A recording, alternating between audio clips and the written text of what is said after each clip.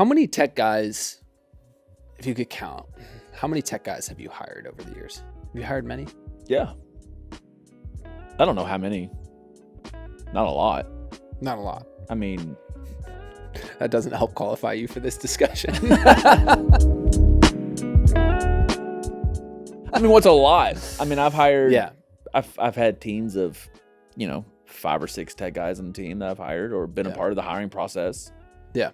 I have hired technical directors for churches.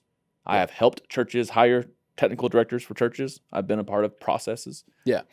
Maybe I'm not qualified. I don't know. Probably not qualified. In most churches, who's hiring the tech director? What's your gut on that?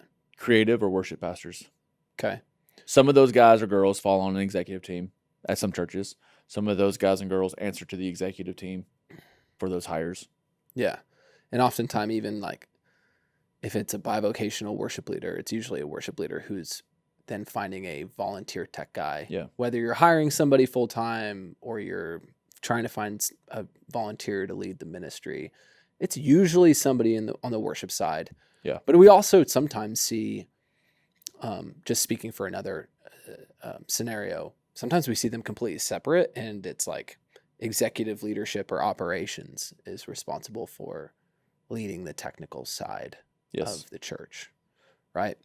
No matter who you are, whether you're on the worship side, executive leadership, really what today we want to do on this podcast is talk about things to look for when you are looking for that tech leader, whether they're paid, volunteer, maybe can give you an inside look into what we know, what we've seen, will serve the ministry well, some red flags to look out for as well, and making sure that you get the right person in that leadership role over that ministry.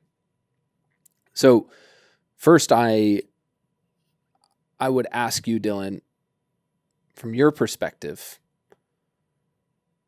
what are some top objectives of a technical leader in church today? Let's just set the ground floor. I think you and I agree on this, but I'm just curious to hear your words on it. What's the primary responsibility? Execute the weekend experience from the production side of things. Support creative, support worship. Can you do that? Is that the mission? Is that the mission? You're asking me objectives. Because the mission would be to support the vision, so the vision doesn't change ever. Yeah. That's set by your pastoral team. Your objectives, your mission would be to support that vision. So if that's from a production technical standpoint, one of your objectives would be to do that. Now all the how-tos and stuff we'll get to in a little bit. Yeah. But that would be an objective for me. If I'm interviewing, I would need to make sure that they understand that objective. Yeah. Yeah.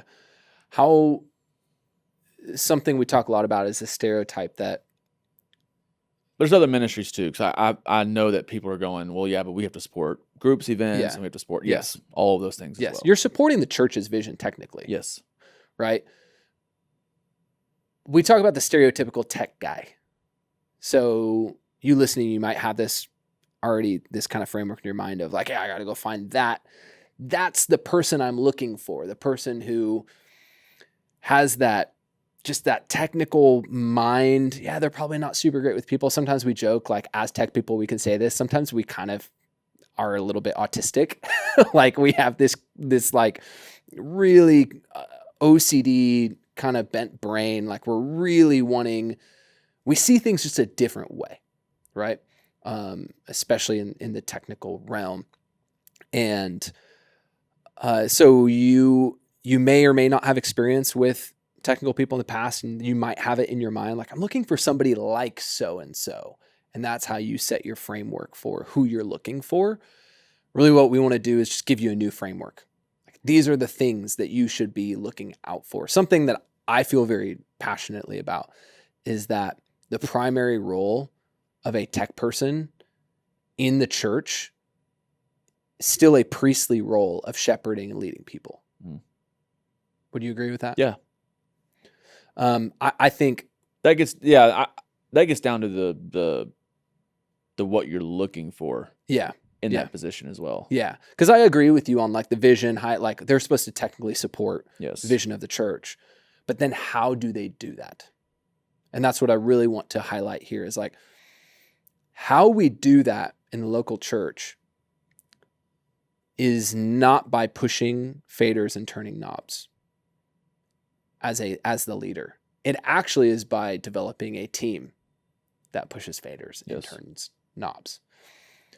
You listening, maybe you just had a tech person leave.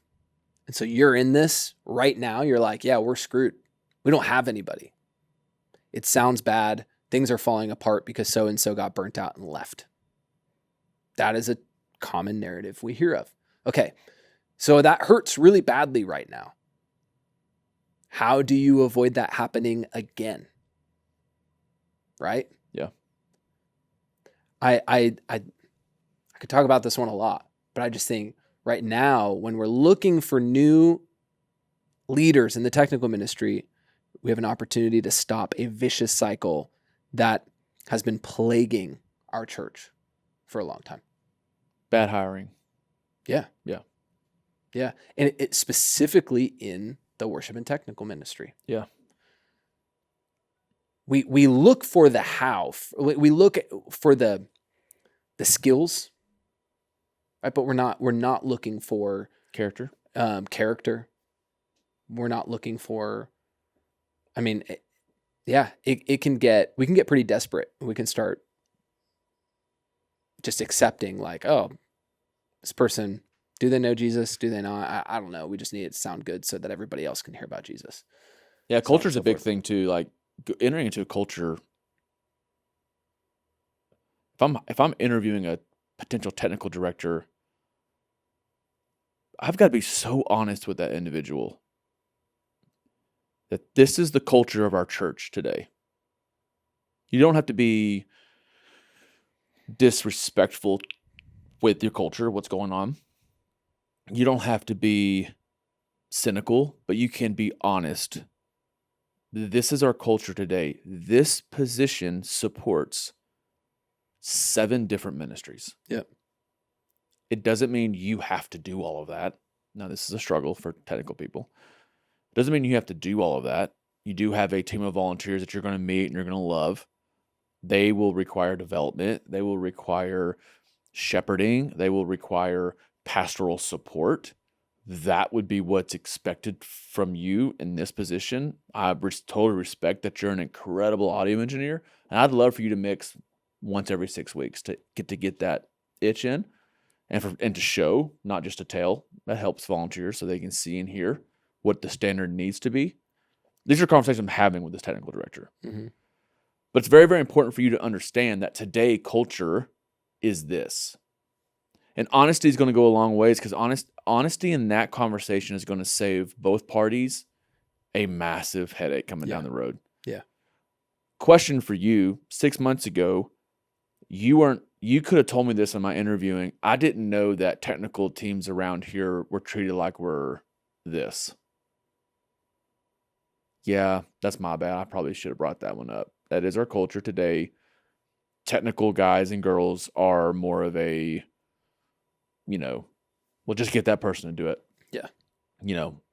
They'll work 50, 60 hours a week. Be smart as a leader when you're in this interview, not to be disrespectful to your organization, but be honest. Like, hey, this is a grinding position today in our culture. Mm-hmm. We're working on shifting that a little bit to protect and put boundaries in place and to put guidelines in place. But you will be twirling as many plates as one can imagine right now. And that's what you're walking into. It will be a challenge for you. I'm here for you as your leader, support you. I'm also doing the same thing. Yeah. But that is our culture. Yeah. Having those honest conversations up front with technical people will greatly help, I think, 6 months down the road when that person is miserable. And you're miserable because you're not connecting. Yeah. Yeah. Makes a ton of sense. I want to run a scenario by you, because those listening maybe already have like some candidates that they're talking with. Maybe they're considering early stages of just considering who they're going to go look for. I want to talk about 2 people. We'll name one James, one Samantha. Okay, so we got. I'm just trying to include both guys and gals here in this scenario, but I think this actually is something people are faced with a lot. James did a little bit of touring, has had like a lot of secular experience in the technical realm. Killer audio engineer, can basically make all aspects of tech happen. James is a little bit rough around the edges.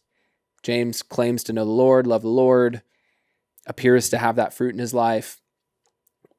Not great, like in conversation, but man, James is going to come in and he will make everything work technically, and it's going to work beautifully. Okay. Then you have Samantha. Samantha is technically minded, maybe has like some technical experience, maybe working IT or doing some other things outside the church. Incredible with people, knows people back and forth. I mean, you're just blown away in any conversation, her ability to communicate, so on and so forth, build teams, has all of that, but just might need some time, might need some coaching technically, might need to bring in some support for Samantha to be able to actually get the ones and zeros connected, right?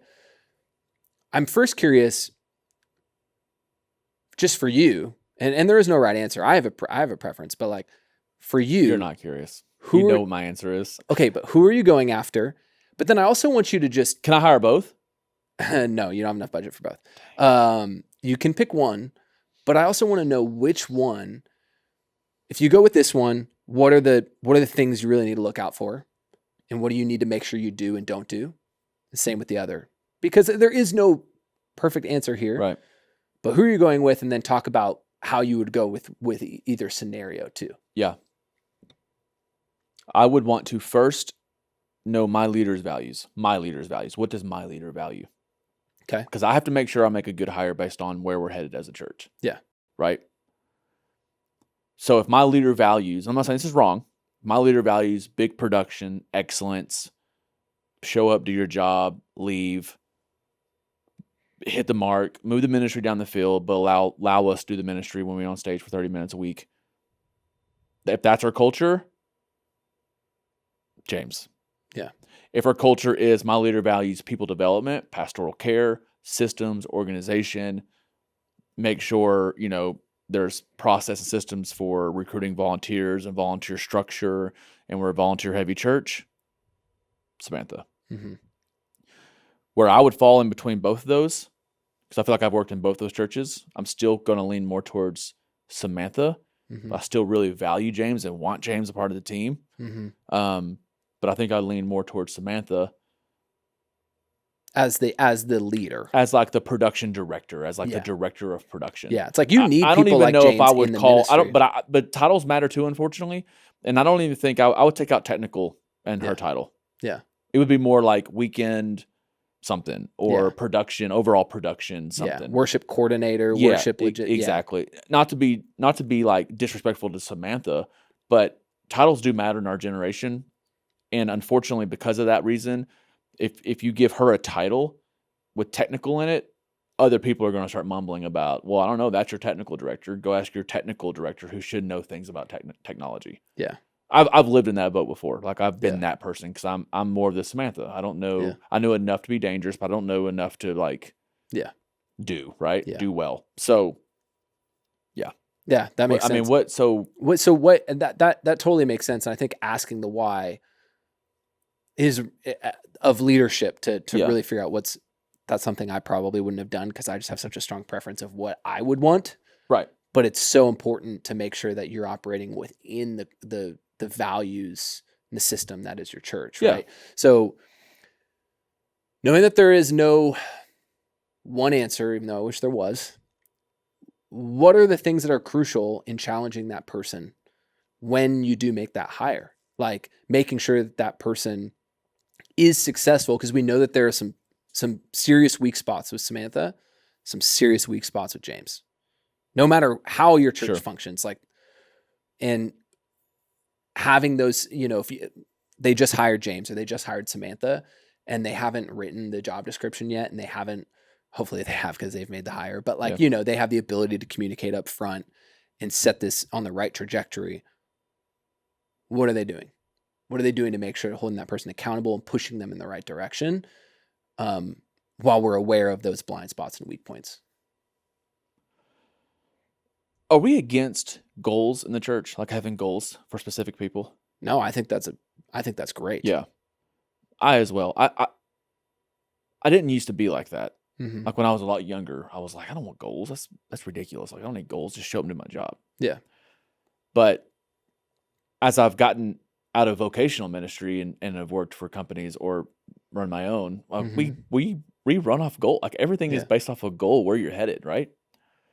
I don't see it being any problem, and you can disagree or agree with this, that at the hire, hey, these are some goals that I would like to see you meet over the next 90 days, 6 months, a year. And then put the ball in that person's court, whether it be James or Samantha. What are some goals you would like to accomplish over the next 6 months?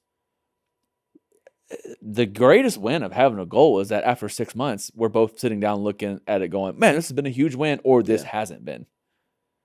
So what, and then your one-on-ones and your weekly connection points, and as you develop and lead this person, you're looking at the goals that y'all built together at the start of it going, hey, we're falling short here on this goal. You said that you wanted 7 volunteer leaders by July 1st. Mm-hmm.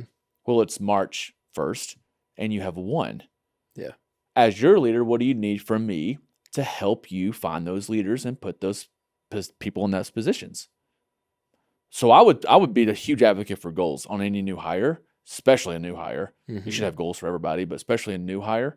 I would put just 1 or 2 like goals that ultimately hit the true north goal, which is whatever the goal is for your church. Yeah. Everything supports that vision. But I'd be an advocate on goals and making it very clear. Hey, James, know that you are very technically gifted, but actually it's incredibly important to us that you are not the linchpin of this organization. Yeah. When it comes to making weekends happen. And so we need established team leaders beneath you. Ideally, you're not the one mixing every weekend or running lights, or you're leading this team, and hopefully that's exciting to you because we want you to be around here for the long haul. Yeah. And I think it's a fair question. I was asked one time when I was interviewing for a church, do you want to be a worship leader or do you want to be a weekend producer? And these are what both entail. Yeah. And I thought that was a really fair question. Yeah.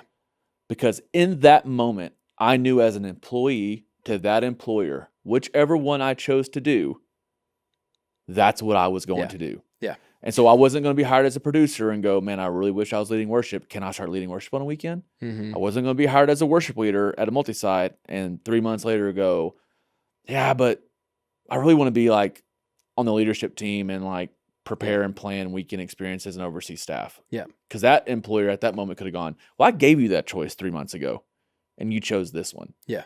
So I think that was a really fair moment for me in an interview process that I've been a part of personally. Yeah. I would, something else I would add, maybe a question if you're in that early phase and you haven't decided yet and you're interviewing, something that we constantly, it's a phrase that everyone says in ministry is like, and you've probably heard this from your executive leadership. I know I have before. Are you duplicating yourself? You need to duplicate yourself. Who are you investing in? So on and so forth.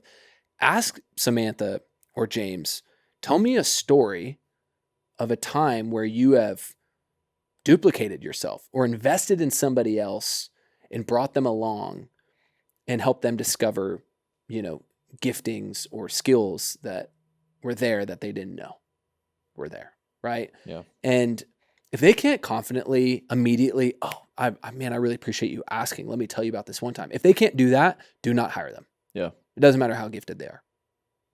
Like, do not hire them for this leadership position. Right. It will not go well. You can put as many goals in place as you want. Because when you were talking about goals, I'm like, yeah, they're great. The problem is sometimes I think people put unrealistic goals in front of people. Mm-hmm. They're like, you know what we're going to do? It's like almost like missionary dating, right? They're like, we're going to hire James because we really want the weekend to be excellent, but we're going to put all these goals in front of him. Guess what? James is going to get pissed and leave eventually. Well, he's not going to hit his goals. That's not what he wants to do. Yeah. He might say yes. Okay, fine. Yeah, I want to be that type of leader. Blah, blah, blah, 6 months down the road. Your weekend's going to sound really good for a while, and 5 people are going to notice it. Yeah, and for a while. Yeah, and then you're going to get right back to where you are right now. Yeah, where you need to go find that technical leader again. And so,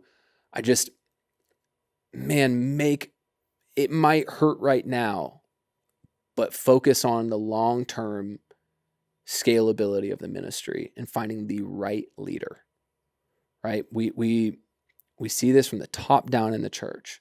Like oftentimes the most gifted communicators we see on Instagram and so on and so forth, oftentimes they're not even the ones that are really like leading the staff or organization, right? Like we see this even at that level of the church. That's true. It's like some of the most talented people we see are not the ones that are going to do a great job leading the teams. Right.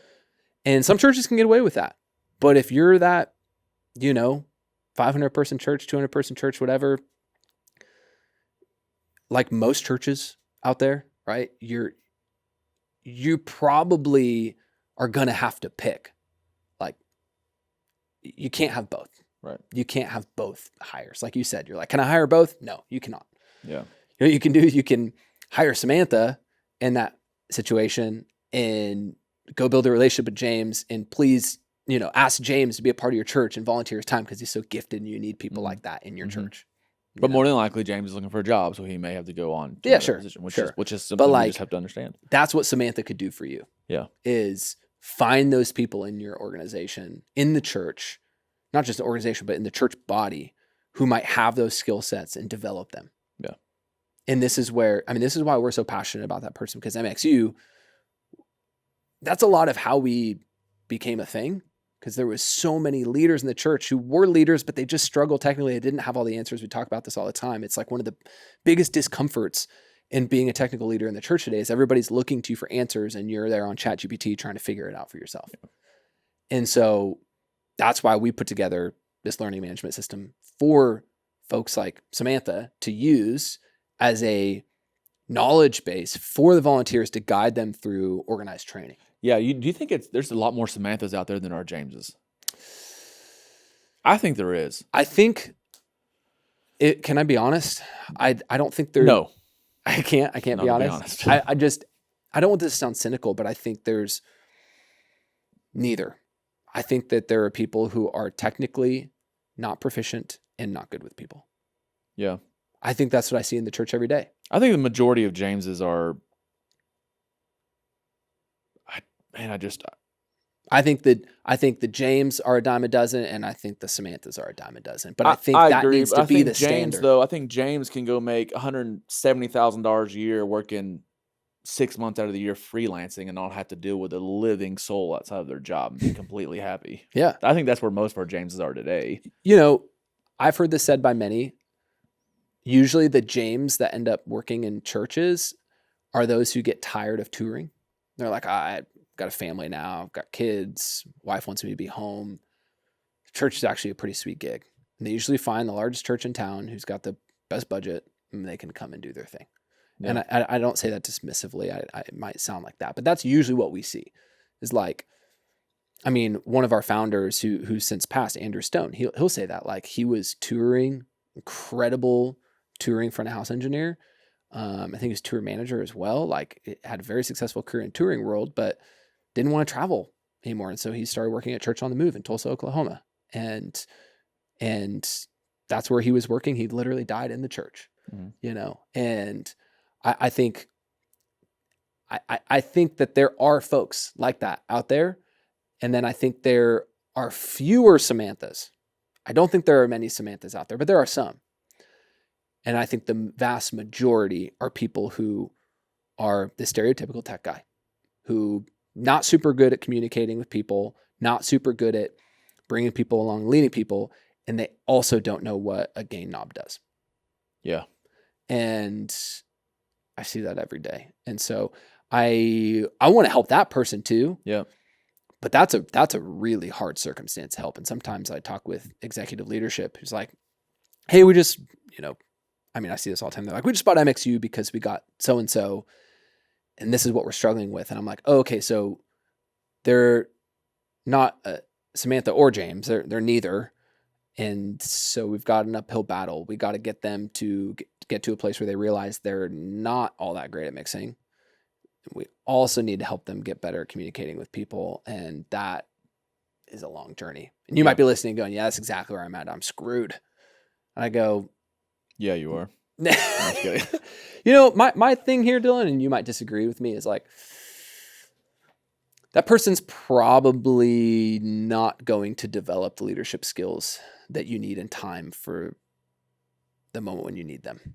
Like, but they might, I usually would say have them move into like a specialized role where they can mix audio that they clearly love to do, or else why would they be doing that? But like, maybe they don't want to be a team leader. Maybe have that conversation with them too. Like, hey, do you want to be a team leader? That's a whole other podcast, but just, I don't think you're screwed is what I'm saying. I just think you might not have all the pieces yet. You might Well, yeah, need more but I people. mean, so going back to what this podcast is about specifically is making, hiring the right TD, or making sure that TD is the right position, or all things TD coming into this team. These are questions that have to be asked and made clear in those interviewing meetings, because I've heard stories where somebody's getting called into an office to be let go. Yeah. And the pastor asked one last question. Quit. They were going into quit. And the pastor was like, where did we miss the mark? And this individual just laid it all out. And that pastor, or that supervisor, was like, I think it was the pastor, I think it was an executive pastor. And that pastor goes, well, that's my bad, because I had no idea you were dealing with any of that. And that's not your job. Give me another chance. Yeah. And he stayed and he succeeded. Yeah. Because there was a huge disconnect in that person's interviewing process of not reality of what this job looks like. Yeah. More so than ever, with a technical person, you have to be so clear with what this job is going to look like. Yeah.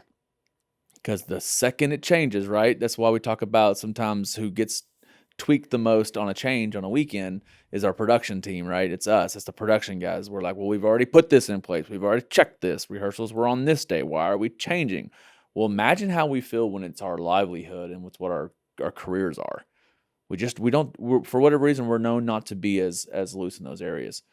And so just if you're interviewing somebody and or you're interviewing, make sure you ask all those questions. Yeah. Make sure it's a good fit now, because in 6 months, it's not going to be good. And even if they're a volunteer, I'm a huge fan of if you're wanting to put somebody in a leadership position, you interview them.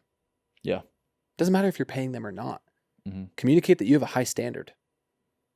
Like volunteering and owning an aspect of a ministry in the church as a volunteer is still a privilege. Yes. And I think we should treat it that way. So be picky. And if things are not great now, that's okay. Be okay with that. Be hopeful that if you do it the right way, it's not going to be like that forever. Right. But I think it will be like that for a long time if you continue to rush your way through these decisions of putting people in leadership positions where they shouldn't be. In tech, I'm just going to say it again, if it has not been clear throughout this episode, technical role in the church is a leadership role. Show me one church. Technical director, or is there just any tech, like any tech, that something's wrong in tech, the person you call, that's a leader. That's a leadership role. Yeah. Show me a church that thrives with just one person in the technical ministry. It's not possible. Yeah. I don't see that ever. And so, they need to be a leader. So have that leadership standard for them. And, yes, they need to have skills, but I don't think that should be the only lens you look through when you're looking for that person. Yeah, I agree. So I hope this podcast has been helpful for you if you've listened, watched this long.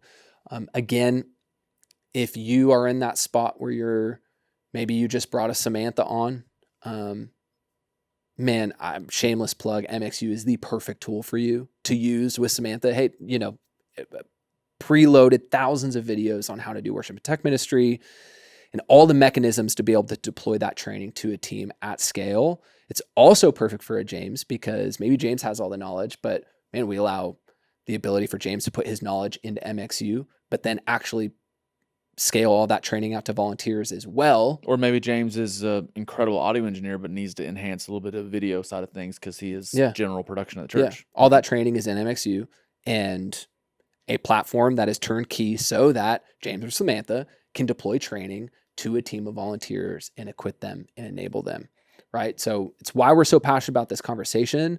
We've built a tool that we think is a critical piece in bringing in that person into the ministry. And so anyways, check it out. If you're not familiar with MxU, you can head to getmxu.com and learn more about that. If you're new to this podcast, we record podcasts weekly. And so be on the lookout every Monday. We've got a podcast dropping. If you're watching on YouTube right now, please like and subscribe. It just helps us grow the channel, reach other churches just like yourself. Thanks again for joining us. We'll see you next time.